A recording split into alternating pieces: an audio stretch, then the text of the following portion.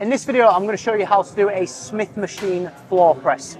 Now for me, this is actually an underrated exercise just because it's going to limit your range of motion. So if you're somebody who struggles with having a slight shoulder impingement or an injury, or you just want to limit the range of motion, this is a really good exercise to include in your routine. Now, setup is really straightforward. You just want to make sure that you've obviously got a mat. So you want to put the bar in a position where you're not going to have to lift it too far to actually start the exercise.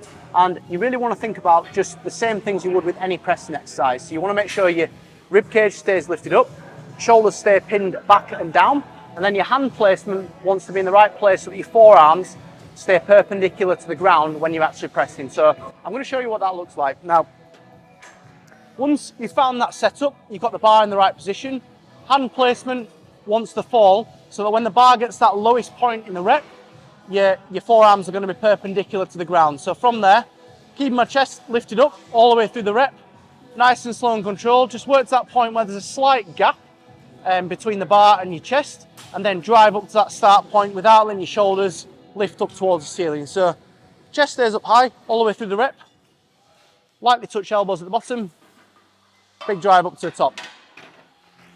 You also want to think about trying to keep your elbows fixed underneath the bar. That's going to keep your shoulders a lot safer. It's going to stop them becoming so involved. You're going to feel your chest a lot more when you do it in the gym.